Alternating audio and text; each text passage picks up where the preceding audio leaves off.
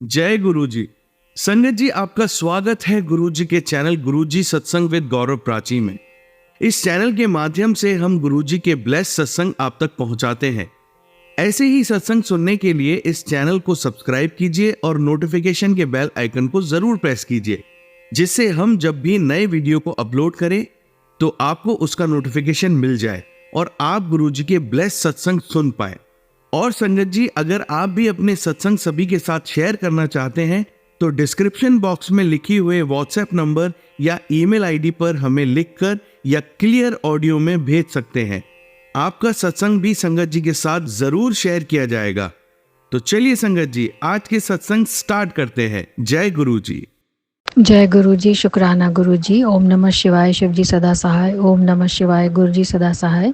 ये मेरा गुरु जी के पावन चरणों में छठा सत्संग है, जिसमें कि अभी जैसे मैंने पहले शेयर किया था कि मेरे अटके हुए पैसे निकल गए, फिर मेरे पापा ठीक हुए, मेरे बच्चे गुरु जी के जल चंदन टीका प्रसाद से ठीक हुआ। ये सब मैंने संगत जी के सत्संगों से सुन कर सीखा, क्योंकि मैं साईं बाबा की भक्ति करती थी तो मैंने साईं बाबा से भी बहुत कुछ सीखा। और अभी जैसे कि मैं दिवाली आ रही है तो मैं डर रही थी कि गुरुजी, मैं और मेरी दोनों बेटियां के लिए हम सफाई कैसे करेंगे, क्योंकि एक्सीडेंटों चोटों से अभी आपने मुझे बचाया, इतनी मेरी सुरक्षा की। तो अब मेरे अंदर डर डर के पिछले 1-1.5 महीने से हिम्मत नहीं बची कि मैं घर की सफाइयाँ करूं। प्लस थोड़ा बैक पेन का दिक्कत ये जो रहता है, तो मैं हिम्मत नहीं कर पाती अकेले। तो अचानक से उस दिन दिवाली से 3 दिन पहले मैं सोचते बैठी हुई थी, थर्सडे साईं बाबा की मैं पूजा भी करके आई। तो जैसे ही आकर घर में बैठी तो मेरे जो मकान मालिक हैं वो कार से आई और तुरंत मेरी दीवार में एकदम से उनकी गाड़ी भड़ाक से आके भिड़ी और मेरा कांच दीवार के पास जो खिड़की है उसमें से कांच टूट गया। और नीचे में उसी के ठीक पीछे मेरा मंदिर, जिसमें मेरे गुरुजी की फ़ोटो भी स्थापित है और सारे मेरे भगवान हैं। तो मैं एकदम से दंग रह गई कि ये क्या हुआ। और देखा तो वहाँ पे है ना, मेरा टब और मेरा कपड़ों का पुराना कोई टूटा स्टैंड था वो टूट गया।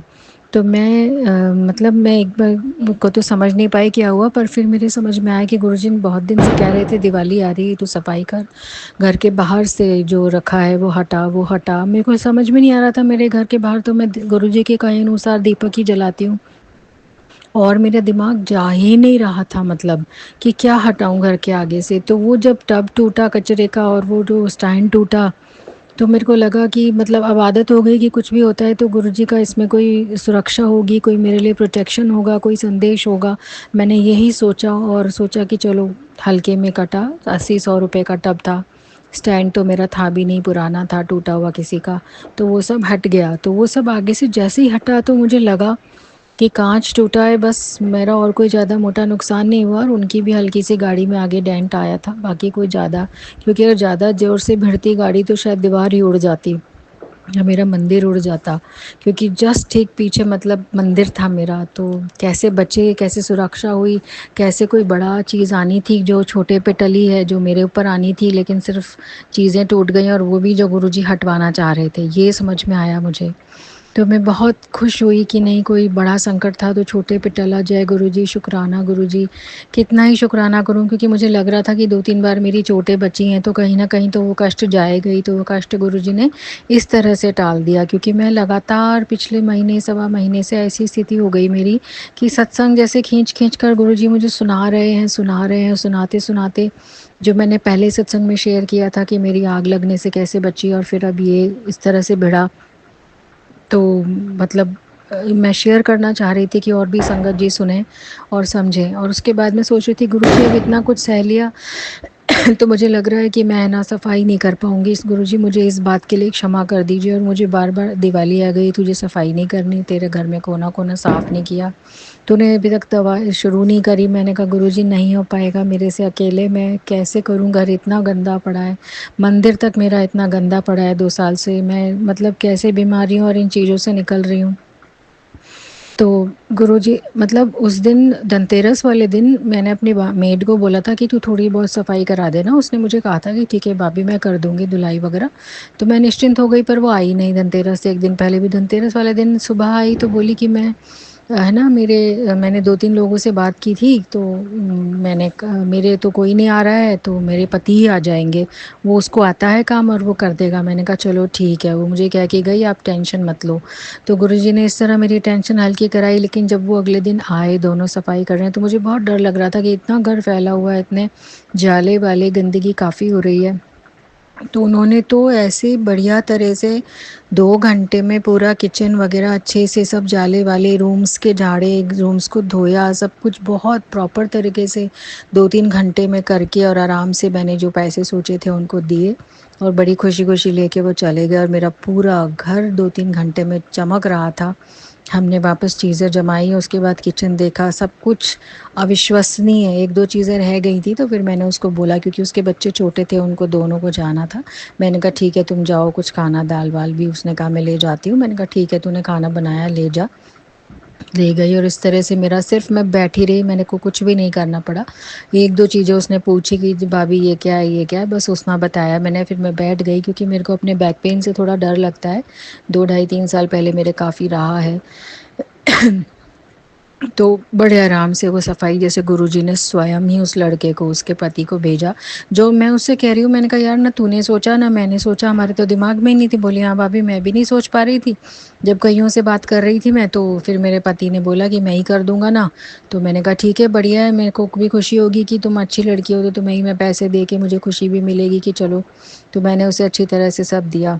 उसके बाद सारा घर साफ़ हो गया, मंदिर रह गया था। फिर मैं कह रही थी गुरुजी अब मंदिर नहीं कर पाऊँगी, क्योंकि मेरे बस का नहीं है। लेकिन अगले दिन पता नहीं, मैं गुरुजी का मंत्र जाप, जैसे मैंने बताया, मैं सुबह शाम बैठे-बैठे, उठते-बैठते, सोते-जागते रटती ही रहती हूँ। तो अचानक मैं मंत्र जाप करते-करते उठी और मेरे मन में आया कि नहीं तो मंदिर साफ़ कर। मेरे को किसी शक्ति ने जैसे उठाया, मैं उठ के और मंदिर साफ़ कर रही हूँ, और मैंने मंदिर इतना सुंदर साफ़ कर लिया 1 घंटे के अंदर-अंदर। सारा झाड़ पोंछ के दोबारा नई चादर। बच्चे इतने खुश हो गए देखकर कि मम्मी अब कितना सुंदर लग रहा है मंदिर। मैंने कहा बेटा देखो ये मैंने नहीं, ये गुरुजी ने ही करवाया है, क्योंकि वो ही चाहते हैं। क्योंकि मेरे को लग रहा था मैं तो नहीं कर पाऊँगी गुरुजी, मेरे तो बस की नहीं है कि मैं इतना गंदा 2 साल से मैं कर ही नहीं पाई, तो अब क्या कर पाऊँगी। मतलब निराश हो चुकी थी मैं। और फिर वो मंदिर मेरा साफ़ हो गया। फिर हमारे घर दिवाली पे जगमगा रहा था, मतलब साफ़-सुथरा कोना हर जगह। अगले दिन चेयर्स वग़ैरह थोड़ी पुछवानी रह गई थी, वो मैंने मेड से पुछवाई, फ्रिज साफ़ करवाया। उसने खुद ही कहा मैं कर दूँगी, और अगले दिन आके वो भी साफ़ हो गया। हर चीज़ मेरी साफ़ हो गई। 2 हमारे रूम में आले हैं, तो वो मेरे बच्चों ने साफ़ कर दिए।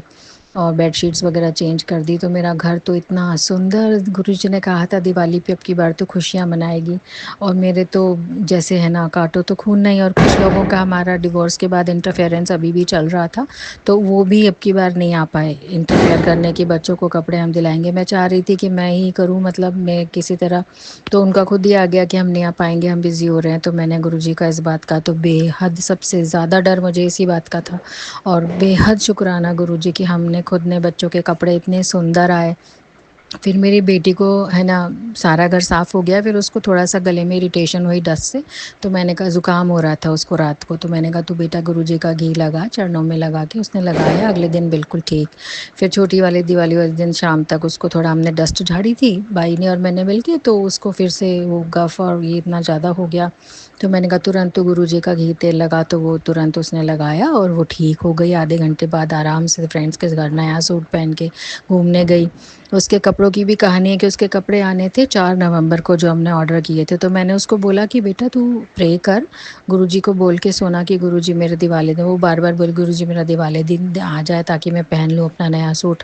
और आप विश्वास मानेंगे, हम जैसे ही सुबह सोकर उठे, घंटी बजी हमारी, और हमारी डोर पे पहला उसका ऑर्डर, दोनों कुर्ते उसके सूट आए हुए थे जो उसको पसंद थे, और वो दोनों पहन, क्योंकि पहला जो मंगाया था वो गलत आया था और उसको पसंद नहीं आया था। हमने रिटर्न करा था लास्ट मोमेंट पे, तो एक्सपेक्टेड था कि 4 या 11 नवंबर तक आएगा। तो मैंने उसको बोला था कि नहीं गुरुजी से प्रे कर बेटा तू, गुरुजी जब इतना सब करवा सकते हैं, मेरे जैसी इंसान से सफाई करवा सकते हैं, मंदिर साफ़ करवा सकते हैं, तो क्या नहीं करवा सकते हैं। तो एक बार पहले भी एक मेरा मावस में मुझे कोई चीज़ मंदिर में चढ़ाने की चाहिए थी, तो वो मेरी भी तभी भी गुरुजी मेरे जब जीवन में नए-नए आए थे, तो उन्हीं की कृपा से उस वक़्त मेरा वो ऑर्डर भी आ गया था जो मैं चढ़ा पाई थी। मुझे कुछ शंख चढ़ाने थे मंदिर में, तो वो मेरे आ गए थे। तो मैंने उसे याद दिलाया कि मेरा भी ऑर्डर एक दिन अनएक्सपेक्टेड आया था, तो हम दिवाली वाले दिन उसके कुर्ते आए और वो इतनी खुश हुई उन्हें पहनकर ही मनाई, फ्रेंड्स के साथ घूमने भी गई, सब कुछ अच्छे से हुआ बच्चों ने।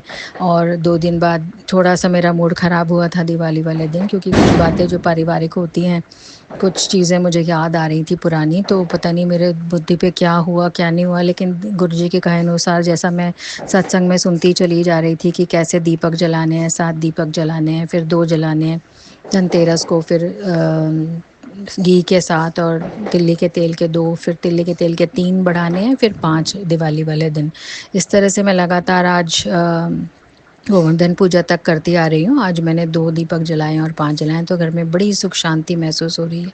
घर में इतना आनंद आ रहा है, जिस घर में हम लोगों को लगता था बैठ नहीं पाते थे, घबराहट होती रहती थी, तो गुरुजी ने एकदम जैसे पता नहीं क्या जादू की छड़ी फेर दी। मुझे सच में ये मैजिक सा लग रहा है। मैंने बच्चों को 10 बार बोला कि बेटा ये तो गुरुजी का कृपा है, हमारे तो बस ये नहीं था। उसके कुर्ते आ गए, फिर वो पटाखे भी हम चाह रहे थे हम अपनी मर्ज़ी से लाएँ, रिश्तेदारों के इंटरफेरेंस से नहीं, तो वो भी अपनी मर्ज़ी से आ गए और लेके आके बच्चों ने फुड़ाए, हमने गरीबों में भी बाँटे। खैर वो तो खैर मैं करती ही हूँ, साईं बाबा ने जैसे मुझे सिखाया है। फिर मैं माता काली के मंदिर जाना चाह रही थी, तो वो भी मैं जा पाई उस दिन। मेरी बड़ी इच्छा थी कि मैं जो जैसे कि पूज्य गुरुदेव जी प्रदीप मिश्रा जी बताते हैं कि पीपल के पेड़ के नीचे या कहीं पे, या बेलपत्री के पेड़ के नीचे, या आंवले के पेड़ के नीचे दीपक जलाने हैं 3, कोई से भी एक के नीचे दिवाली वाले दिन। तो वो भी मेरे को वहाँ जाकर याद आ गया और मैं उन्हें जला पाई। तो मैंने उस वक़्त भी गुरुजी का शुक्राना किया कि मुझे कैसे शिव पूजा में लगाया आपने, और कैसे चीज़ें मुझे गुरुजी मिले, कैसे मैं यहाँ तक पहुँची, जो मेरा मतलब मेरा तो जीवन ही नहीं है इसके बिना। मेरी दिवाली ऐसी हो सकती है, मैंने कभी सोचा ही नहीं था, वो भी अकेले। मैं हर दिवाली पे निराश और हताश होकर बैठ जाया करती थी गुरुजी के आने से पहले कि मेरे से नहीं होगा, मेरे बैक पेन इतना है और बच्चे क्या-क्या करेंगे अकेले। लेकिन अब की बार जो चमत्कार हुआ वो तो अविश्वसनीय है, सच में अविश्वसनीय है। तो और मेरी बेटी को 2 बार गला ख़राब और ये सब हुआ, तो मावस पे थोड़ा बहुत हो जाता है, वो भी उसका बिल्कुल ठीक हो गया गुरुजी के घी से। उसने दिवाली बहुत मज़े से मनाई। और कल दिवाली के अगले दिन 1 तारीख को तो मतलब मैं कभी बच्चों के साथ पटाखे-वटाखे फुड़ा नहीं पाती थी, मुझे थोड़ा-सा अपने हस्बैंड का मिसिंग लगता था, लेकिन बच्चों ने मुझे कहा, फिर मैंने इनिशियली तो मना किया, फिर मैं चली गई और मैंने भी पटाखे एन्जॉय करे। तो ये भी बहुत ही ये अविश्वसनीय बात है कि मैंने उठ के पटाखे फुड़ाए बच्चों के साथ और एन्जॉय किया। और सिर्फ़ हमारा मतलब काँच टूटा खिड़की का, और कोई ज़्यादा नुकसान, मेरे पास कोई भी ऐसी चीज़ नहीं है कि मेरी बीमारी, दवाइयाँ, कुछ हुआ हो, कुछ भी नहीं हुआ। गुरुजी ने कहा था कि दिवाली पर तू अब की बार ऐश करेगी, और लिटरली मैं बैठे-बैठे ऐश ही कर रही हूँ। मिठाई वगैरह भी बच्चे लाए तो हमारी पसंद की थी, वो हमने खाई। बस कल रात को थोड़ा-सा मेरा सिर में दर्द हुआ तेज़, तो मैंने कहा लगा कि हाँ, जो गुरुजी का 90% 10% वाला है, तो 90% तो ले रहे हैं गुरुजी। पूरी दिवाली मेरी अच्छी निकल गई। बस अगले दिन रात को, यानी कि कल रात को मेरे सर में बहुत तेज़ दर्द हुआ, तो मैंने गुरुजी को याद करके दवाई खाई और अपने पाप कर्मों की क्षमा माँगी। जैसा कि मैं ज़्यादातर बैठे-बैठे कोशिश करती हूँ कि मैं ये फ़ोकस और कॉन्सेंट्रेट, क्योंकि साईं बाबा में हमारे पहले पूजा पाठ में भी हमने इतने साल यही सीखा कि हमारे कुछ पिछले जन्म के कर्म होते हैं। और जो मैंने शिव जी की पाठ स्तुति में सुना है और दुर्गा स्तुति माँ की सुनी, वो सब सुना, तो मुझे काफ़ी ऐसे लगा कि मेरे भाव जैसे भगवान ने स्वयं आकर मेरे जीवन में शुद्ध कर दी और मुझे शुद्ध बना दिया। और आज एक अविश्वसनीय चीज़ हुई कि मैं गोवर्धन पूजा जैसे मंदिर में करके आई, तो उसके बाद मेरी काफ़ी महीनों से इच्छा थी कि भई जैसे हमारा डिवोर्स हो गया और उसके बाद गलतफ़हमियाँ दूसरों के ब्लैक मैजिक की वजह से, तो किसी तरह से एक बार मेरी बात हो जाए। तो मेरे हस्बैंड मेरे से बात नहीं कर रहे थे, लेकिन अभी 2 घंटा पहले जब उनका फ़ोन आया, बच्चों से ही बात करते हैं, तो मैंने उठा लिया और मैंने 1-2 बार पहले भी कोशिश की पर वो इंटरेस्टेड नहीं थे। पर अब की बार बात हुई, उनकी तबीयत ख़राब हो रही, तो मैं प्रे कर रही थी गुरुजी से कि अभी आपके बारे में बता तो नहीं सकती, इन-लॉज़ वगैरह मानेंगे नहीं, वो सोचेंगे मैं पता नहीं क्या टोना-टोटका कर रही हूँ, तो मैं एक बार बात से या कैसे भी करके। तो मैंने पूछा आपकी तबीयत कैसी है? बोले बच्चे कहाँ हैं? मैंने कहा यहीं तक गए हैं, आपकी तबीयत कैसी है? आप थोड़ा आराम है। और बस इस तरह हमारी एक 2-4 स्टेटमेंट्स की बात हुई, लेकिन स्टार्ट हुई। तो मैंने गुरुजी का इतना शुक्राना किया कि गुरुजी आप नहीं होते तो ये भी नहीं हो पाता। आज मैं लिटरली मैं त्योहार वाले दिन बिल्कुल अकेले परेशान थी। जो चीज़ें हमारे बीच में गलतफ़हमियाँ दूसरों की वजह से हुई, जिसकी वजह से मुझे गुस्सा भी आया, लेकिन फिर मैंने कंट्रोल किया और दिवाली से 1 दिन पहले मेरे गुस्से की वज़ह से मेरी छोटी बेटी भी थोड़ी निढाल सी हो गई थी। फिर अगले दिन वो ठीक हो गई। मैंने गुरुजी से प्रार्थना की कि इस बच्चे की क्या गलती थी? पता नहीं पूरा गुस्सा सब कुछ इसने सुना। पर आज जब हस्बैंड से बात हुई, मैंने पूछा तबीयत कैसी? बोले हाँ, पहले से आराम है, बच्चे कब आएँगे? मैंने कहा अभी यहीं तक गए हैं, मैं बात कराती हूँ। बोले नहीं, नहीं मत करना अभी क्योंकि उनको दूसरी शादी वग़ैरह में शायद फँसा दिया गया है, तो वो सिचुएशन बहुत ऑड हो जाती है। लेकिन फिर भी उन्होंने अच्छे से बात की और बोले कि है ना, ठीक है बच्चे आएँगे तब बात करा देना। मैंने भी बोला अपना ध्यान रखना। मेरे को भी हुआ था बैक पेन, तो बिल्कुल मैं उठना-बैठना मैंने सब चीज़ें छोड़ दी थी, ये सब किया था मैंने पिछले 2 ढाई साल से। बोले हाँ, अच्छा नहीं उठाऊँगा। तो बड़ा अच्छा लगा मुझे। गुरुजी ने मंत्र भी बताया था जो अभी सत्संग में सुन के मैंने सीखा था। गुरुजी का मंत्र जाप तो है ही, साथ में कर्पूर गौरम करुणावतारम संसार सारम भुजगेंद्रहारम सदा वसंतम हृदयारविंदे भवम भवानी सहितम नमामि।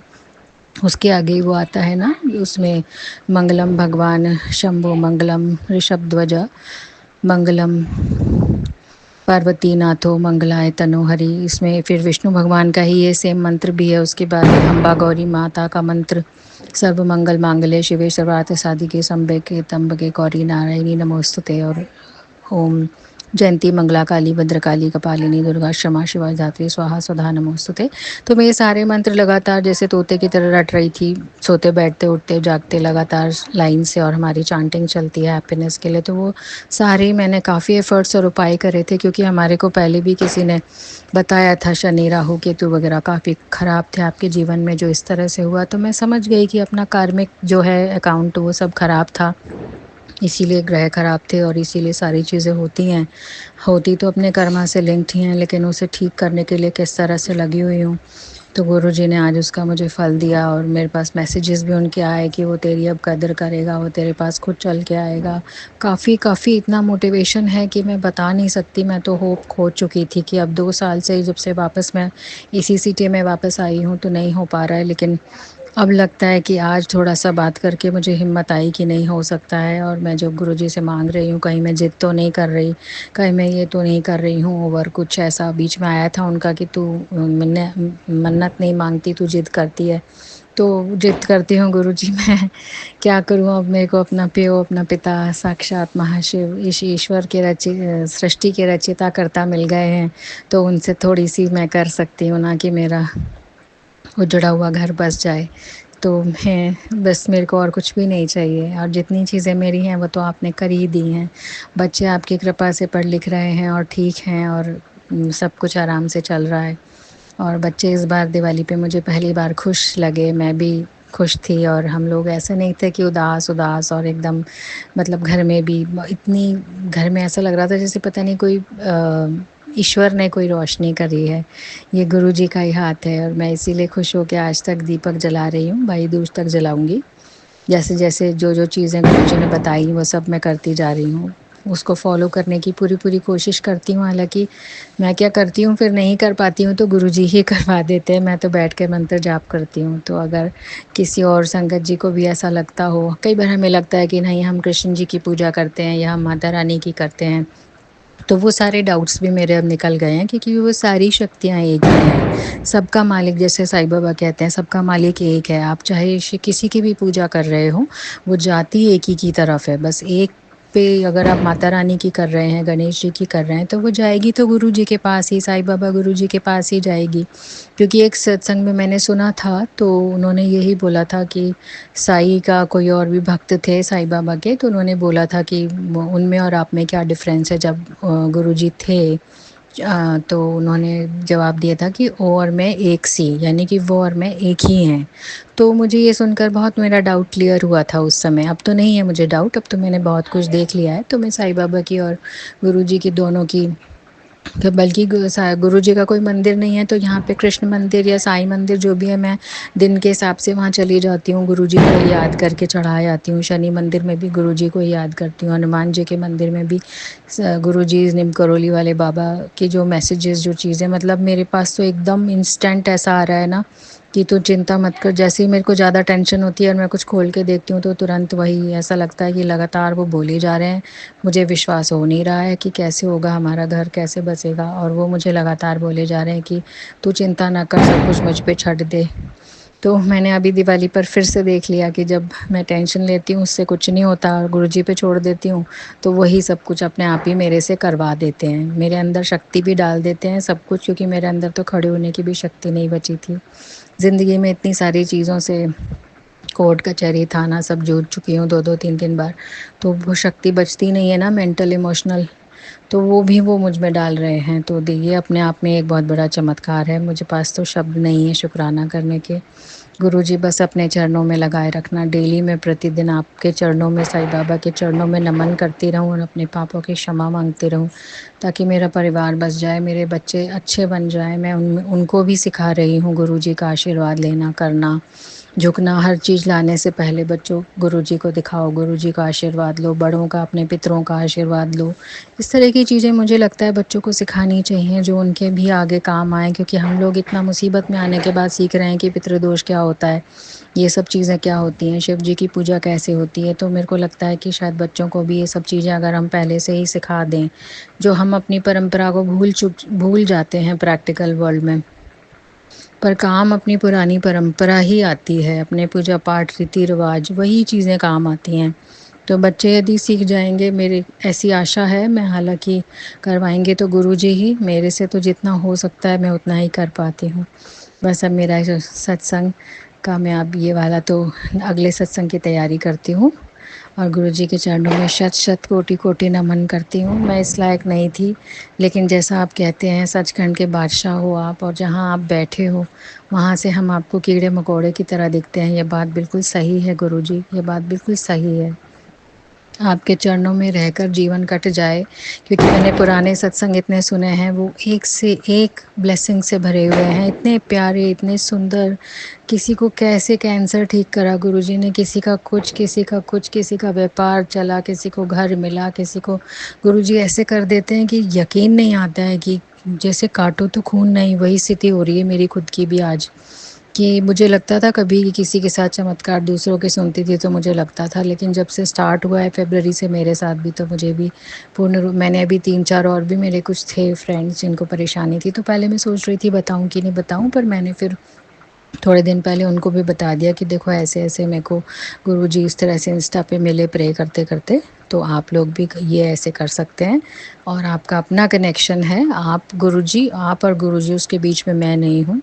गुरुजी जैसे संभालेंगे, क्योंकि सबकी लाइफ का अपना, गुरुजी को तो सब पता है ना हमारे बारे में, हमारा, हम उनके आगे बैठ जाएं बस इतना काफ़ी है। उनको हमारा अगला पिछला कर्मा, क्या हमने करा है, क्या अच्छा बुरा, सब उनको पता है।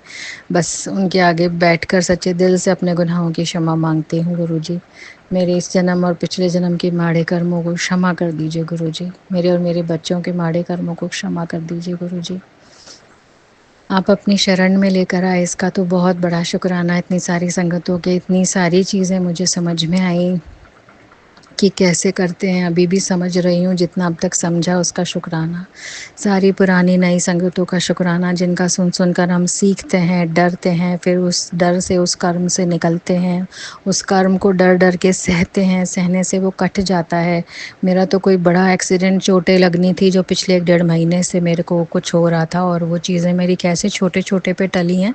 और आज भी पूजा करते वक्त अगरबत्ती मेरी जरा सी बेड पे गिर गई और उसमें हल्का हल्का छेद आया, ज़्यादा कोई घर नहीं जला, कुछ भी नहीं हुआ। तो वो मेरा कष्ट कैसे हल्कों में काटते हैं गुरुजी। तो मैं सबसे यही कहूँगी कि जैसे मैं बिल्कुल सत्संगों में डूब गई थी इन दिनों, सत्संग सुनने से ही कष्ट कट जाते हैं, ये बात वास्तव में सही है। सत्संग सुनते रहिए, सुनते, भले डरावने लगे, भयानक लगे, लेकिन वो कष्ट आपके कट जाते हैं उस डर को सहने से। बस इतना ही बोलूँगी। अगले सत्संग की तैयारी करती हूँ। जय गुरुजी, शुक्राना गुरुजी। ओम नमः शिवाय, शिव जी सदा सहाय। ओम नमः शिवाय, गुरुजी सदा सहाय। जय गुरुजी, शुक्राना गुरुजी। ओम नमः शिवाय, शिव जी सदा सहाय। ओम नमः शिवाय, गुरुजी सदा सहाय।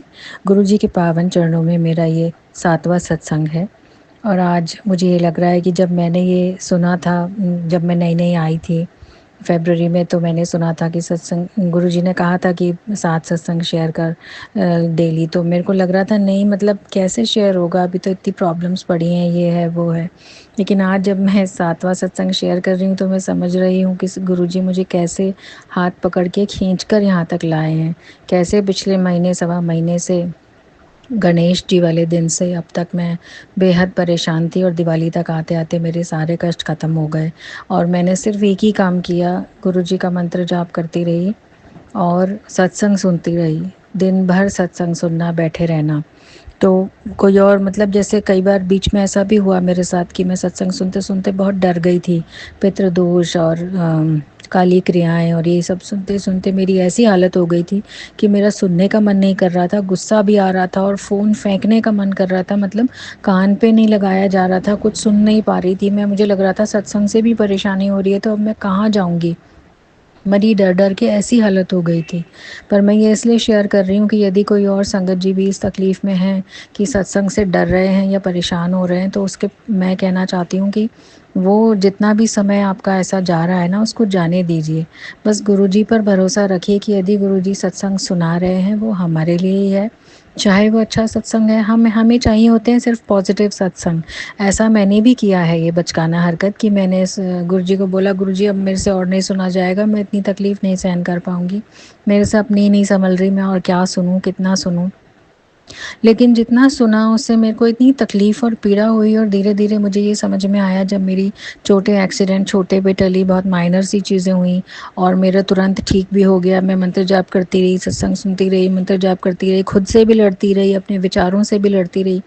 तो धीरे-धीरे, धीरे-धीरे लेकिन अब ये समझ में आया कि ये तो गुरुजी ही थे जो सब करवा रहे थे। सब चीज़ों से मुझे बचा भी रहे थे, मुझे डाँट भी रहे थे, सँभाल भी रहे थे और मुझे उन चीज़ों से निकाल के भी लेके आए। क्योंकि बीच में गुरुजी के मैसेजेस जब आते हैं, जब मैं परेशान हो जाती हूँ, तो वो यही बोलते हैं, पुत्र तू डाँवाडोल ना हुआ कर, मेरे पर भरोसा रख और तू डर जाती है। मतलब सब चीज़ें उन्होंने समय पे ऐसे बताई हैं ना, कि जब मैं डर रही थी तो उन्होंने बोला कि तू डर मत, सत्संग सुन और मैं ब्लैक मैजिक का कुछ बताता हूँ तो डर जाती है और फिर मैंने कई संगत जी का भी सुना, उन्हीं को भी यही भी डर और डाउट्स थे। पर सत्संग सुनने में मतलब गुरुजी का कितना अनोखा तरीका है, मुझे ये शायद अब समझ में आया है कि सत्संग सुनते रहो, मंत्र जाप करते रहो, आपके कष्ट कटते रहेंगे। ऐसा कभी कहीं देखा है भला? और दूसरी चीज़ जब हम पहले किसी फ़ेथ में आते हैं और हम सोचते हैं कि नहीं अरे हमने इतना टाइम वेस्ट कर दिया, हम तो बुद्धिज़्म कर रहे थे, हम तो कृष्ण जी की पूजा कर रहे थे, गुरुजी पहले क्यों नहीं मिले? पर ऐसा ऐसा हम ह्यूमन बीइंग्स को लगता है, लेकिन वो फ़ेथ भी हमारे बेकार नहीं थे। उन्होंने ही हमें तैयार करके गुरुजी तक पहुँचाया है। क्योंकि जैसे मेरे मन में भी ये डाउट आ रहा था कि मैं साईं बाबा को और अपने जो पूजा पाठ उनको छोड़ दूँ क्या? तो क्योंकि गुरुजी तो तुरंत ही चमत्कार सा कर देते हैं, तो मैं हक्की-बक्की रह जाती हूँ। तो मुझे लगा नहीं, फिर गुरुजी का ही मैसेज आया कि साईं और मैं एक ही हैं। तो तुझे साईं का भी जाके शुकराना करना है कि उसने तुझे मुझ तक पहुँचाया। तो मुझे इतना अच्छा लगा, मैं उस दिन फिर साईं बाबा के मंदिर गई और वहाँ जाके मैंने जो मैं चढ़ाती थी मैंने चढ़ाया। मतलब मेरे को अभी यही समझ में आया कि अपने जो पूजा पाठ हैं, अपने जो हम आज तक करते आए हैं उन्हें भी करते रहिए और जैसा कि हमारे जीवन में कितना बड़े गुरु आए हैं जो साक्षात आदि परमेश्वर, आदि पिता हैं। तो वो जो है ना, हम जिस भी भगवान की पूजा करते हैं उनसे हमें और अच्छी तरह कनेक्ट कर देते हैं। कृष्ण जी ने क्या कहा वो और अच्छी तरह समझा देते हैं। साईं बाबा ने क्या कहा या हमारे अपने भगवान ने क्या कहा, शिव जी ने क्या कहा, माता रानी ने क्या कहा, हनुमान जी ने कितनी शुद्ध भक्ति की, राम जी की। तो हर चीज़ से हमें बेटर और अच्छा हमारा विश्वास बन रहा है और इससे ज़्यादा हमें क्या चाहिए? क्योंकि कई बार हमें अपने भगवान में भी जहाँ हम पूजा पाठ कर रहे होते हैं उसमें भरोसा नहीं रहता, हम लड़ने बैठ जाते हैं कि भगवान ने क्या किया मेरे साथ, मैंने इतना पूजा पाठ किया या मैंने इतना मंत्र जाप करा। लेकिन हम उस वक़्त बस वही एक क्रूशियल मोमेंट होता है जब हम ये भूल जाते हैं कि जितना हमने मंत्र जाप पाठ आज तक किया है, उससे हमारे बेसिक लेवल के या जितने भी लेवल के कर्मास क्लीन तो हुए, जो हम यहाँ गुरुजी तक पहुँचे। तो वो सीढ़ी थी जो ऊपर तक हमें पहुँचाया और अभी तो गुरुजी के साथ रह के, उनके चरणों में रह के भी बहुत कुछ सीखना है, जो अभी हम शायद मरते दम तक सीखते ही रहेंगे। क्योंकि वो तो मतलब जीता जागता प्रैक्टिकल गुरु हैं, जैसा वो कहते हैं कि मैं प्रैक्टिकल गुरु हूँ, तुम अपनी ज़िंदगी में गृहस्थी सँभालते हुए भी भक्ति कर सकते हो। ऐसा नहीं है कि हमें कोई संत महात्मा बनना पड़ेगा। तो हम लेकिन प्रैक्टिकल जीवन में रहते हुए हमसे पाप भी होते हैं, पुण्य भी होते हैं, अच्छे विचार भी आते हैं, बुरे भी आते हैं। लेकिन वो कैसे समय पे, पग-पग पे वो बुरी चीज़ों को हटा देते हैं और हमें फिर से भगवान की भक्ति में लीन करा देते हैं कि अरे अरे मैं तो ये गलत, तो मुझे भी अपनी चीज़ों का यही एहसास हुआ कि कुछ चीज़ों में मुझे लग रहा था अरे ये तो मुझे पता है, अरे ये तो मुझे पता है, पर हमारे जो परमेश्वर हैं उनको सबसे ज़्यादा पता है। जैसा कि उन्होंने हमेशा कहा है, जो मुझे एक समझ में मतलब मेरे दिमाग में बैठ गई है, वो कहते हैं कि जहाँ मैं बैठा हूँ ना वहाँ से तुम सब कीड़े मकोड़ों की तरह दिखते हो और सब के सब अपनी अपनी अपनी अपनी चीज़ें मांगते हैं, लेकिन रब से जब भी मांगो, रब से रब को ही मांगो। तो रब जब अपनी बातें समझाएगा तो हमारे जैसे मूर्खों को, अज्ञानियों को कहाँ समझ में आएगी, क्योंकि हम मनुष्य जीवन में हैं और हमारा मतलब मैं तो अपना मानूंगी कि कितना ही मैं दिमाग लगा लूँ, गुरुजी को दिमाग से समझना नहीं है, दिल से समझना है। दिल से सच्चे परमात्मा की याद करते हैं, फरियाद करते हैं, जो अरदास करते हैं तो वो पूरी होती है। दिल से अपने पापों की क्षमा मांगते हैं। जन्म से, पिछले जन्म का तो किसी को याद नहीं रहता, वो तो गुरुजी ही कर सकते हैं, लेकिन इस जन्म में भी जो पाप और भूल गलतियां हमसे हुई हैं, वो तो गुरुजी के आगे हम स्वीकार कर ही सकते हैं ना। तो वो उतना भी, यदि हम इतना भी कर पाएँ तो मेरे को लगता है बहुत बड़ी बात है। अब मैं अपना जो मेरी समझ थी मैंने शेयर किया, यदि मुझसे कहीं कोई गलती हो गई हो तो मुझे क्षमा करिएगा संगत जी। और अभी मेरी जैसे दिवाली वगैरह अच्छी मनी, सब कुछ अच्छे से हो गया। उसके बाद अगले दिन मेरी मतलब अभी कल मम्मी का फ़ोन आया कि मम्मी की तबीयत ख़राब हो रही है। फिर मेरी मेड की तबीयत ख़राब हो गई, तो मैंने कहा यार ये क्या हो रहा है सब लोग, मैं अब इनको कैसे बताऊँ, क्या करूँ? मैं बड़ा परेशान थी। मैंने मेड को फ़ोन दोबारा लगाया तो उसने उठाया नहीं, वो सो गई थी, उसके गले में कुछ ज़्यादा तकलीफ़ हो रही थी। कान तक पेन वगैरह चढ़ रहा था, बोल भी नहीं पा रही थी। तो मैंने सोचा चलो ये मैं इसको बता देती हूँ, पर उसने फ़ोन नहीं उठाया। तो मैं गुरुजी से प्रार्थना कर रही थी, गुरुजी यदि ये सही है तो मैं कर पाऊँ। मैं ऐसे किसी व्यक्ति को नहीं बताना चाहती जो अनादर करे या उस चीज़ को, फ़ेथ को ना समझे, क्योंकि मैंने कई सत्संग में सुना था कि गुरुजी का फ़ोटो ऐसे ही बाँट रहे हैं लोग और ऐसे कर रहे हैं, स्वरूप की निरादर हो रहे हैं, फिर वो कहीं गलियों में पड़े हैं स्वरूप, तो ये नहीं होना चाहिए। तो मुझे डर लग रहा था, फिर मैंने प्रार्थना की। फिर मैंने उसको, वो जब आई आज तो फिर बीमार ही थी वो, तो उससे बन नहीं रहा था खाना।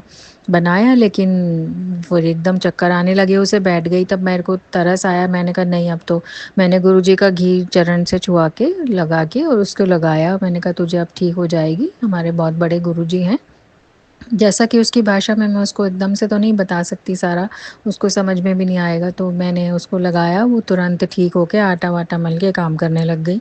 फिर मैंने उसको कहा देखा राम आया ना? बोली हाँ, ये शायद यहीं रहते हैं। मैंने कहा नहीं, ये यहाँ नहीं रहते, ये बहुत बड़े महाराज जी हैं, शिव जी का स्वरूप है।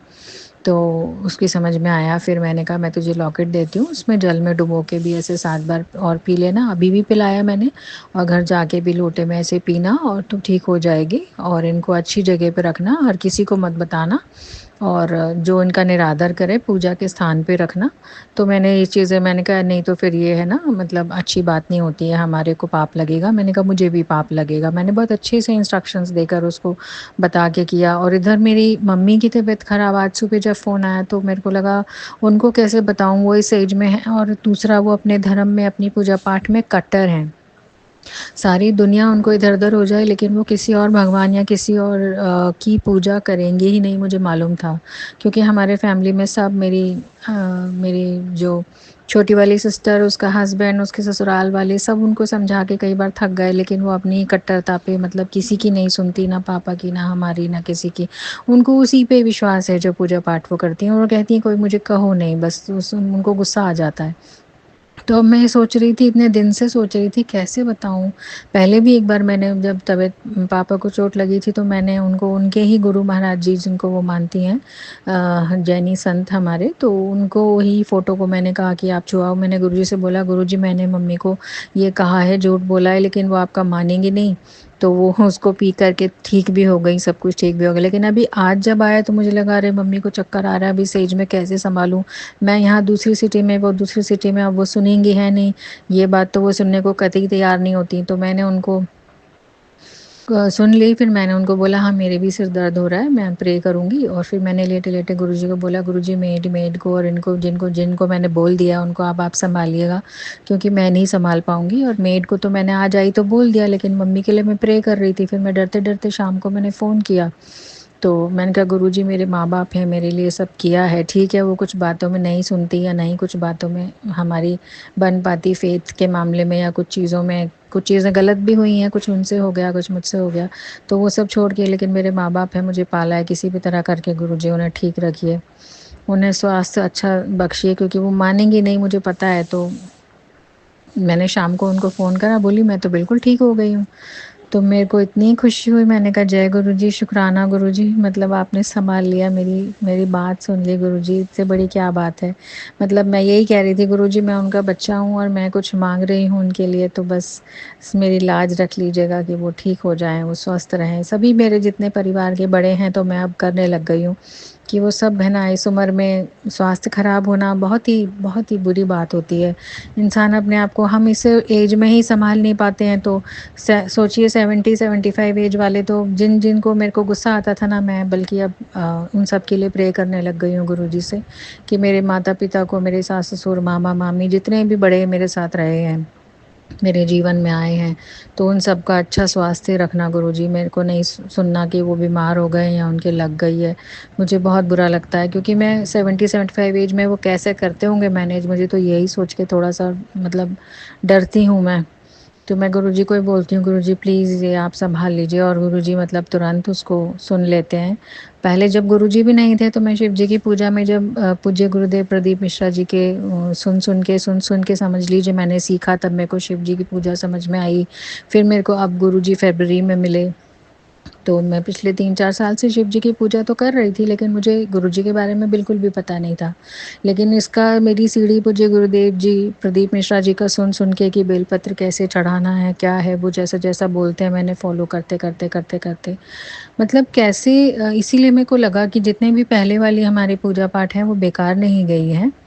वो सब काम आई हैं। उन सब पूजा पाठों ने आज हमें इतना प्रिपेयर किया कि हम गुरुजी तक पहुँच तो पाए। नहीं तो पता नहीं शायद नास्तिक ही रहते, शायद ऐसे ही रहते, शायद और चीज़ों में पड़े रहते, तो कभी भी ईश्वर की शरण में आ ही नहीं पाते। ईश्वर की शरण में आए, फिर सीखे पूजा पाठ, फिर उसकी वजह से हमें गुरुजी मिले। तो इन सब का शुक्राना, इन सब का ग्रैटिट्यूड मैं आज करती हूँ कि सभी देवी-देवताओं जिनकी मैंने पूजा की और फाइनली मुझे गुरुजी मिले। और मैंने बीच में अभी जो रिंकू वीर जी आते हैं मुंबई वाले, उनको अब मैंने सुनना शुरू करा कि किस तरह से वो कितना सोने के प्यारे शब्द बोलते हैं, कि किस तरह से गुरु ग्रंथ साहिब जी के बारे में और गुरुद्वारे के बारे में और गुरु नानक देव जी, गुरु अर्जन देव जी के बारे में जैसे वो बताते हैं क्या-क्या उन्होंने कहा, रील्स में आता रहता है, तो वो बहुत ही प्यारे शब्द होते हैं, एक-एक शब्द सोने से भरा हुआ होता है। और मुझे अब लगता है कि ये चीज़ें तो मुझे अगर गुरुजी नहीं आते तो पता ही नहीं चलता, तो इसका लख-लख शुक्राना गुरुजी। मतलब एक से एक हम कहते हैं ना भगवान तूने हमारे लिए क्या किया? तो मुझे अब ऐसा लगता है कि भगवान ने इतने सारे अपने दूत तो भेजे हैं हमारे लिए।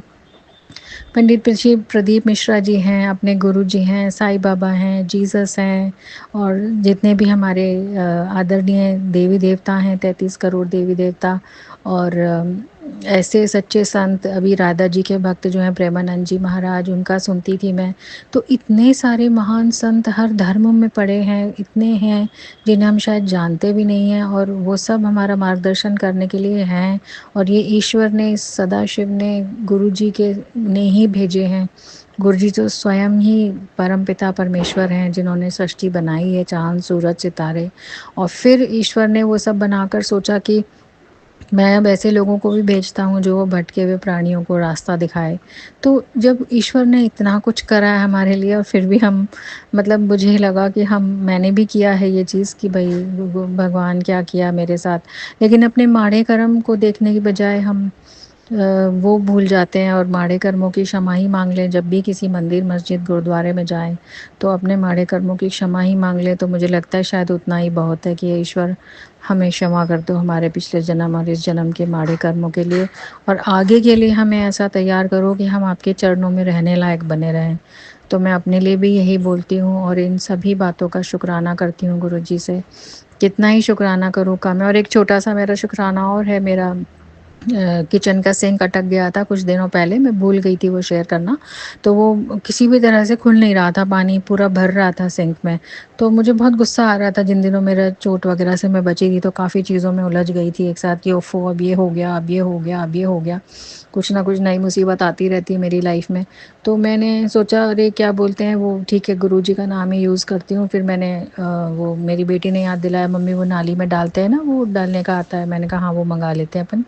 वो पाउच मंगाया, उसमें डाला, लेकिन तब भी नहीं निकल रहा था। तो मैंने नीचे पाइप को हिला करके, मेरे दिमाग से एकदम ध्यान आया कि जय गुरुजी शुक्राना जी, गुरुजी बोलने से गुरुजी की शक्ति और गुरुजी का वो हाथ मुझे मिल जाएगा। तो मैंने जय गुरुजी शुक्राना गुरुजी बोला, पाइप को धीरे धीरे ऐसे हिला दिया कि निकल जाए, और वो एकदम से सारा कचरा खुल गया और नीचे पानी बहता चला गया।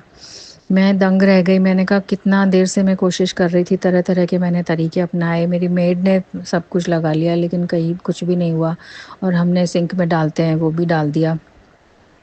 तो तब भी, उसके बाद भी, लेकिन जैसे ही गुरुजी का नाम लिया तो वो तुरंत खुल गया। और आज भी मैंने बहुत प्यारे सत्संग सुने हैं गुरुजी के, रोज़ ही प्यारे होते हैं। अब तो मैं सारे सत्संग सुनती हूँ और कोशिश करती हूँ कि जितने भी सत्संग मुझसे नहीं सुने जा रहे हैं या जिसमें ज़्यादा पीड़ा है, तो मैं सुनूँ कि तकलीफ़ कैसे होती है। और उस तकलीफ़ को जब हम महसूस करते हैं, तो तकलीफ़ भी है, अगर दुख भी आते हैं तो हमें ईश्वर से करीब लेके जाते हैं कि हे ईश्वर इसका भला करना, इसको भी देखना। किसी का मतलब सुनती हूँ तो वास्तव में रोंगटे खड़े हो जाते हैं कि ईश्वर ने मुझे कितना बचा रखा है। तो अगर हम सुन रहे हैं उन सत्संगों को जिन्हें सुनकर हमें डर लग रहा है, तो उनमें भी बहुत बड़ी सीख छिपी हुई है कि हर जो मुसीबत है, हर जो मुश्किल हमें सत्संग सुनने पे मजबूर कर रही है, हम नहीं चाहते हैं फिर भी सुनना पड़ता है, तो वही तो हमें ईश्वर के करीब लेके जा रही है, वही तो हमें गुरुजी के और करीब लेके जा रहा है।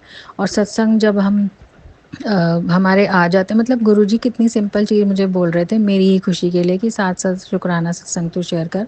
पर मुझे लग रहा था ओफो साथ साथ कैसे करूँगी मैं, मेरे पास आएगी भी इतना कुछ, लेकिन अब इतना कुछ हो गया है करते करते भी उसमें मेरी ही तो भलाई छिपी थी। गुरुजी हमसे क्या मांग रहे थे, मुझसे शुक्राना ही तो मांग रहे थे, वो भी मेरे ही लिए।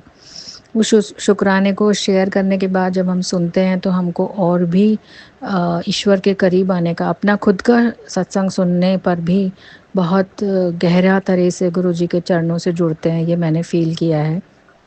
तो ये एक गुरुजी का पूरा प्रोसेस है और बहुत ही प्यारा। सिर्फ़ और सिर्फ़ उनको शुक्राना चाहिए और वो भी हमें मिल जाता है, उसकी भी प्रसाद फ़ायदे हमें ही मिल जाते हैं। और मेरे पास अब और शब्द नहीं है कि मैं इस लायक तो कैसे करूँ, इतने बड़े परमपिता की वडियाइयाँ करने लायक शब्द मेरे जैसे तुच्छ मनुष्य के पास तो नहीं है।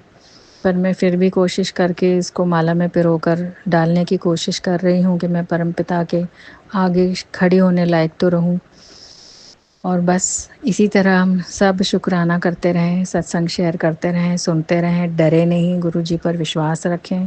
मैं भी बहुत डरी हूँ, मैं भी घबराई हूँ, मेरे साथ भी वो फ़ेज़ आया है, लेकिन वो सारा कार्मिक फ़ेज़ था। उस फ़ेज़ में कर्मा क्लेंज़ करते हैं गुरुजी, और ये चीज़ हर फ़ेथ में है। आप कृष्ण जी की पूजा करते हैं या साईं बाबा की करते हैं, हम किसी भी फ़ेथ में होते हैं, तो उसमें हमारी जो पिछला पुराना डर्ट है वो क्लीन करने में भी तो उनको टाइम लग जाता है ना, कि जो कर्मा हम करके आए हैं, जो हमने कार्मिक बैगेज अपने पे इकट्ठा कर रखा है, तो वो कॉजेज़, वो सारी चीज़ें पहले क्लेंज़ होती हैं, फिर उसके बाद हमें गुरु की और भगवान की प्राप्ति होती है। और ऐसा गुरु हमें मिल गया जो गुरु भी हैं, भगवान भी हैं, सब कुछ ही वही हैं। तो माता-पिता भी वही हैं, तो मैं तो मतलब सब कुछ ही वही है मेरे तो और इससे ज़्यादा क्या चाहिए? क्योंकि साईं बाबा ने भी मुझे यही बार-बार सिखलाया था कि मैं तो ईश्वर का, तुम्हारे और ईश्वर के बीच में एक कनेक्शन हूँ, मैं कुछ भी नहीं हूँ। मैं तो सिर्फ़ यही काम करता हूँ। तो मुझे वो चीज़ भी इतनी हम्बल लगती है कि साईं बाबा में स्वयं इतनी बड़ी महाशक्ति है और वो ऐसा बोल रहे हैं, तो हम तो क्या चीज़ हैं। तो वो इस तरह बोलकर हमें हम्बल बनाते हैं, हमें ग्रैटिट्यूड सिखाते हैं, हमें फ़ॉरगिवनेस सिखाते हैं। साईं बाबा का सच्चरित्र पढ़ती रही मैं, आज भी पढ़ती हूँ, तो उसमें भी वो फ़ॉरगिवनेस के मतलब कितने वो थे कि हर एक किसी को, किसी ने उनकी गद्दी भी माँगी, सीट भी माँगी, तो वो भी उन्होंने दे दी, और बिल्कुल हम्बल। और बाद में उसको एहसास हुआ, उसने माफ़ी माँगी साईं बाबा से, तो उन्होंने उसे माफ़ भी कर दिया। तो मेरे को लगता है कि कितनी आसानी से माफ़ कर दिया, और हम लोग तो ऐसे हैं कि बातों को पकड़ के बैठ जाते हैं। मैं भी बैठ जाती हूँ कि नहीं उसने ऐसे बोला, ऐसे किया, ये हुआ, वो हुआ। इसी में उलझे रहते हैं हम। और अगर हम इस उलझन से निकल नहीं पाते हैं तो इसमें हमारी मदद करता है हमारा सद्गुरु, हमारा साईं, हमारे परमपिता परमेश्वर, कि कैसे हम उस कीचड़ से निकल सकते हैं। तो गुरुजी सही कहते हैं कि जब भी मेरे पास आओ, सब कर्मों का खेल है। गुरुजी ने मुझे कई बार मैसेज में ये बोला कि सब कुछ कर्मों का खेल है, सारी भीड़ आंधी जांदी है और कुछ चंद मुट्ठी की मेरी संगत होती है, बाकी तो भीड़ आती जाती रहती है। ये बात सही है क्योंकि कर्मों का खेल है, कर्म हमारे हैं और हम दोष उन्हें लगा रहे हैं कि भाई आपने ऐसा कर दिया मेरे साथ। तो ये तो हमारी अज्ञानता है और क्या करें, हमारे पास ज्ञान नहीं है। बस गुरुजी से या अपने परमपिता परमेश्वर के थ्रू हम जितना सीख सकते हैं उतना सीख पा रहे हैं, वरना यही होता है कि फिर धर्मों के नाम पे लड़ाई है, ये सब हो जाता है। अभी मैं एक देख रही थी वीडियो रिंकूवीर सिंह जी का, उनका राधा स्वामीज का, उसमें राधा स्वामीज भी थे, क्रिश्चियंस के चर्च के फादर भी थे और मुस्लिम्स के जो पुजारी क्या कहते हैं उनको, मौलाना, वो भी थे। तो वो सब कितने प्रेम पूर्वक खड़े हुए थे और सभी एक ही चीज़ देख रहे थे कि हाँ आपके धर्म में ये अच्छा है, आप में ये अच्छा है। तो एक दूसरे की जो पॉजिटिव बातें हैं, तो अब इंसान, भगवान ने तो एक ही चीज़ बनाई थी लेकिन हमने उसको डिवाइड कर दिया, तो इसमें भगवान भी क्या करे। बस इतना ही समझ में आया है मुझे, सब धर्मों का एक ही सार होता है, सबका मालिक एक कहते हैं साईं बाबा, तो वो बात सही है। बस अब मेरा शुक्राना सत्संग में यहाँ पर विराम करती हूँ ये वाला, और अगले सत्संग की तैयारी करती हूँ। जय गुरु जी, शुक्राना गुरु जी। ओम नमः शिवाय, शिव जी सदा सहाय। ओम नमः शिवाय, गुरु जी सदा सहाय। जय गुरु जी, शुक्राना गुरु जी। जय गुरु जी, शुक्राना गुरु जी। ओम नमः शिवाय, शिव जी सदा सहाय। ओम नमः शिवाय, गुरु जी सदा सहाय। ये गुरु जी के पावन चरणों में मेरा 8वां सत्संग है और जैसे जैसे मुझे याद आया, ये भी अपने आप में एक सत्संग है कि मेरे को कुछ चीज़ें ना याद नहीं आई जो मेरे को शेयर करनी थी, जो मुझे आज मैं गुरु जी से प्रे कर रही थी कि जो जो सही सही में हुआ है मुझे याद आ जाए और मैं उसको शेयर कर पाऊँ, क्योंकि कुछ छोटी छोटी चीज़ें हैं जो मैं भूल जा रही थी। तो मुझे सारी की सारी याद आई गुरु जी के आशीर्वाद से, और उनके चरणों में बैठ के ही मैंने प्रार्थना की थी कि मैं ढंग से शेयर कर पाऊँ। तो मैं अब ये शेयर कर रही थी कि जब मुझे अभी 3-4-6 महीने पहले मैंने कुछ क्रेडिट कार्ड्स वगैरह के लिए अप्लाई किया था तो वो हो नहीं रहे थे, लेकिन जब गुरु जी मेरी ज़िंदगी में आए उसके बाद मार्च अप्रैल तक मैंने काफ़ी ट्राई किया, वो नहीं हो रहा था। तो जैसे ही गुरु जी मेरी ज़िंदगी में आए तो मेरा पैसा निकला था, ये सब हुआ था। उसके तुरंत बाद मेरे कुछ कार्ड्स का खुद ही फ़ोन आया और वो खटाखट मेरे अप्रूव होते चले गए और मेरे को मिल गए। तो ये तो दो बार हुआ, 2 कार्ड्स इस तरह मुझे मिले और मेरे कुछ पैसे, उससे मेरा हाथ हल्का हो गया। तो मैंने गुरुजी का उस वक़्त शुक्राना किया था कि गुरुजी इसमें आप ही का हाथ है। जय गुरुजी, शुक्राना गुरुजी जो मेरा पैसों का अरेंजमेंट इस तरह से करा दिया, क्योंकि मुझे उस वक़्त पैसों की और अरेंजमेंट्स की बहुत ज़्यादा ज़रूरत थी। कुछ इन्वेस्टमेंट्स मैं कर पाई गुरुजी के आशीर्वाद से, जो मुझे बिल्कुल नहीं समझ में आ रहा था क्या करना है, कैसे करना है। थोड़ा बहुत सोना लेके रखना है, पैसे को कैसे डिवाइड करूँ। अकेले हूँ, डिवोर्स के बाद तो समझ में बिल्कुल भी नहीं आता है, लेकिन कैसे गुरुजी ने मुझे जैसे टॉर्च दिखाई, रास्ता दिखाया और मैं उसे करती चली गई। इसी तरह से मैं अभी कल की बात है कि मेरे पास एक एचडीएफसी कोई बैंक से कॉल आया, उसमें काफ़ी सारे मुझे डिस्काउंट्स और ये सब बता रहे थे, ये मिल जाएगा वो मिल जाएगा, आपको इतना देना है। एचडीएफसी बैंक के उससे ही व्हाट्सएप आया और ये आया, वो मेरा उसमें मुझे पेमेंट बता रहे थे 8,000 समथिंग करना है, तो वो मेरा हुआ ही नहीं।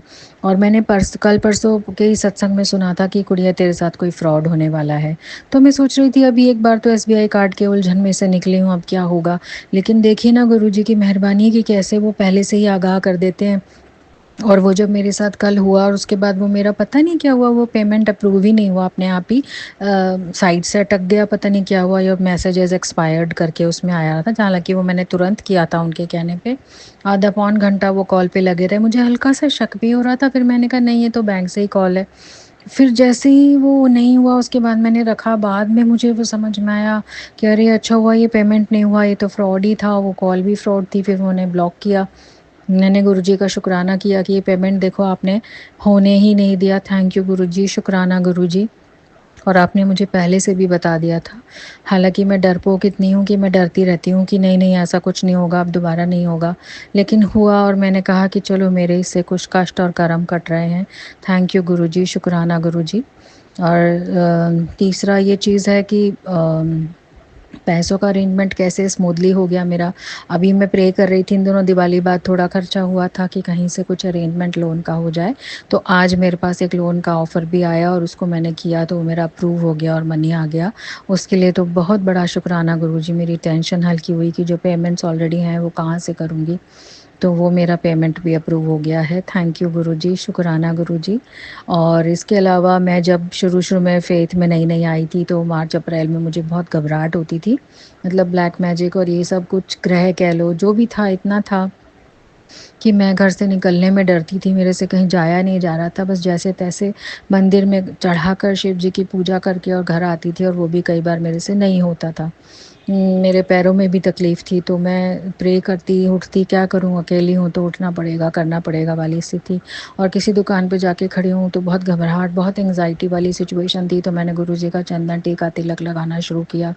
और फिर मैं उस दिन कैसे, मतलब मई की बात है ये, मई मंथ की, मैं जाके मुझे ड्राइविंग लाइसेंस वग़ैरह बेटी का अप्लाई करना था।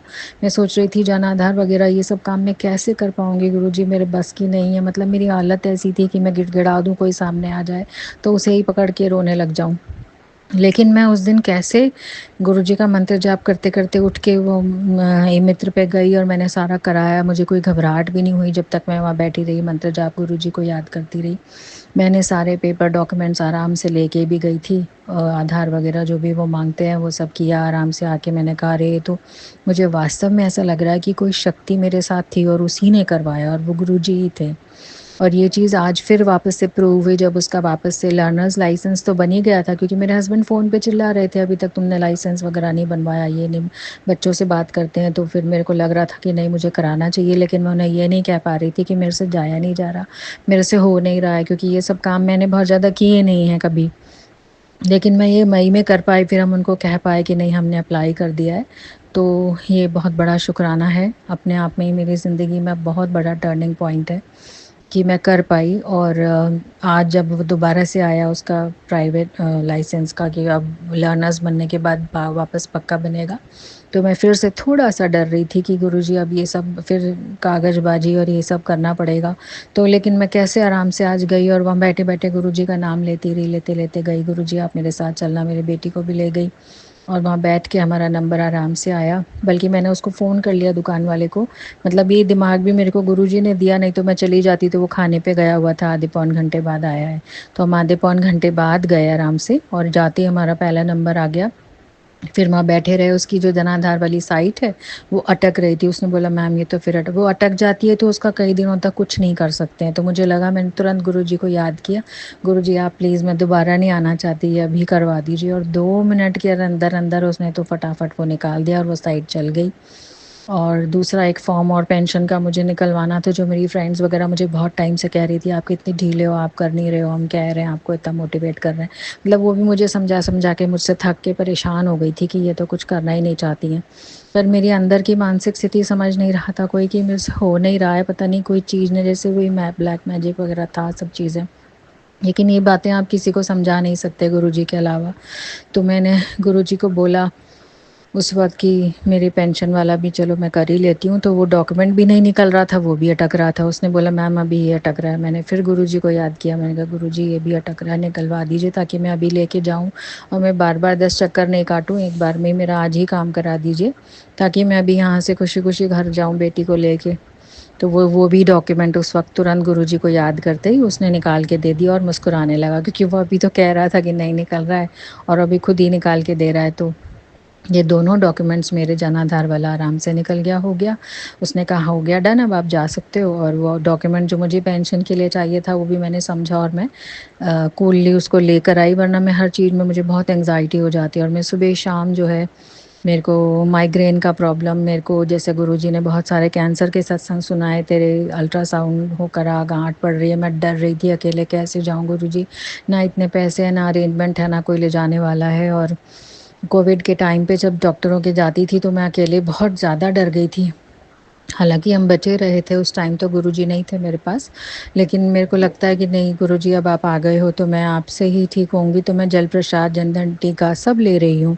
गुरुजी ने जैसे मुझे आदेश दिया सत्संग में, कई सत्संग संगत जी ने सुनवाया कि कैसे घी का प्रयोग करते हैं, तो वो घी का दिया भी मैंने माथे पे और नाभि के नीचे पेट पे, जैसे मुझे डर सा रह गया था कि कुछ शायद कुछ गांठ वाली प्रॉब्लम है, तो मैंने वो लगाना शुरू किया। तो मुझे अब उसमें नीचे वाले दर्द में कई बार आराम आया, और माथे पे जो मेरे को ये सर्वाइकल और माइग्रेन ये सब चीज़ें मिल मिला के बहुत सारा कुछ है, तो वो चीज़ में भी अब मैं जैसे ही माथे पे लगाती हूँ घी, तो मेरे को बहुत आराम आता है। मैं दोनों टाइम लगा रही हूँ, और जल प्रसाद चंदन टीका भी इन दिनों दिवाली के दिन थे, तो मैंने बच्चों को भी 2-3 बार दिया, खुद भी मैंने लिया। और मेरे को भी जैसे नाभि के नीचे जैसा लगता था, जैसे डर ही लगता रहता था कि कोई गांठ है कुछ है, लेकिन मैंने गुरुजी का नाम लेके घी लगाना शुरू किया, चंदन टीका लगाया, जैसे नाभि पे, माथे पे, गले में, कान के पीछे कहते हैं वो, उस तरह से लगाना शुरू किया। तो उन चीज़ों में मुझे काफ़ी आराम आया। पेट के नीचे कोई भी मुझे दुखन चुभन या ऐसी चीज़ फ़ील नहीं होती, बल्कि ऐसा लगता है घी लगते ही। और मेरे घुटने में दर्द था, उठना बैठना मुश्किल था, उसमें भी मैंने घी अप्लाई किया गुरुजी के चरणों से लगा के, तो वो भी मुझे ऐसे सेंसेशन फ़ील होता है जैसे कोई चीज़ है ना, मतलब लिटरली में फ़ील होती है कि घी लगते ही कुछ आराम सा आ रहा है, वो दर्द नहीं है पैर में। वरना पैर में अजीब से चलने में झटके से आने लग गए थे, सीढ़ी चढ़ना उतरना वगैरह मुश्किल था, जो मेरा अब बिल्कुल भी नहीं है। मैं काफ़ी ठीक हो चुकी हूँ, और ये सब गुरुजी का आशीर्वाद, मतलब कहने की तो ज़रूरत ही नहीं है। गुरुजी नहीं होते तो क्या होता मेरा, मैं तो ये सोच के ही आज काँप जाती हूँ। हालाँकि डरते-डरते प्रे करती हूँ, गुरुजी प्लीज़ ये करा दीजिए, और गुरुजी तुरंत करा देते हैं। फिर हम लाइसेंस का काम करके जैसे ही घर आए, तो अभी 3-4 दिन से मेरी मेड भी कभी कुछ अच्छा-अच्छा बना-बना के रख लेती है हमारे लिए, अपने आप ही बिना कहे। मैं कह रही हूँ आज तक मेरे साथ ऐसा नहीं हुआ कि मैं बिना कहे किसी ने मेरा कोई काम किया और आराम से, भाभी आपके लिए मैदू पकोड़े बना के रखे हैं, ये बना के रखे हैं, खा लो ये आपके लिए। मैंने कहा वाह, ये तो बहुत बढ़िया बात है, थैंक यू गुरुजी। मैंने उसको भी गुरुजी का बताया था, जिसमें मैंने पहले सत्संग में शेयर किया है कि उसको काफ़ी आराम आया। उसके गले में कुछ बहुत ज़्यादा टॉन्सिल, जो कान में दर्द बुरी तरह, बहुत बुरा हाल था, तो उसको भी आराम आया था। वो ठीक हो गई थी तो और भी खुश थी। और जैसे कि मेरी बेटी ने फिर मुझे कहा मम्मी मेरे माथे पे घी लगा दो। तो अब पहले तो ये था कि बच्चों को ज़बरदस्ती लगाना पड़ता था, क्योंकि मानते नहीं थे, और अब तो खुद ही आ जाते हैं, कहते हैं कि हाँ मम्मी घी से आराम आया, ये घी लगा दो।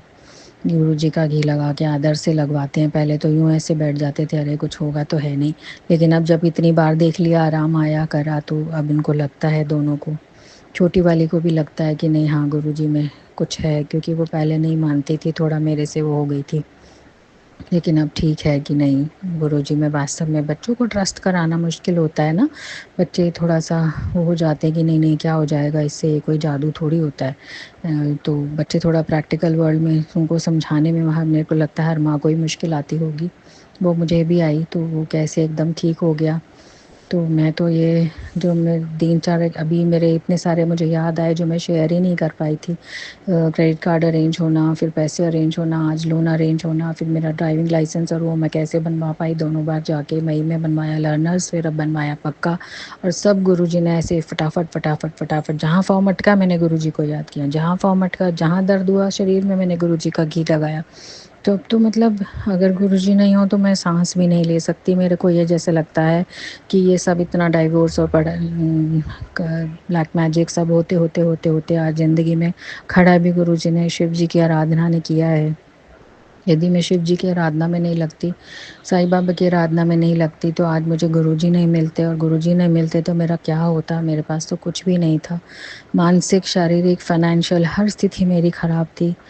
तो गुरुजी मेरी जैसा जीवन संभालने के लिए जो भी मेरे माड़े कर्म हैं, उनको कैसे आप धीरे-धीरे काट रहे हो, कैसे आप करते हो, 90% अपने ऊपर लेते हो, 10% मुझे देते हो, उसमें भी मेरी हालत में ऐसे हो जाता है, अरे गुरुजी कैसे होगा कैसे होगा। पर मैं कितनी भी टेंशन एंग्जाइटी कर लूँ, आप 1 मिनट में याद करते ही उसको हल कर देते हो। थैंक यू गुरुजी इतनी बड़ी सपोर्ट के लिए। तो मैं आज खुशी से खड़ी भी हो पाती हूँ कि नहीं, और दिवाली इतनी अच्छी मनी, उसके लिए भी बार-बार बहुत बड़ा शुक्राना गुरुजी।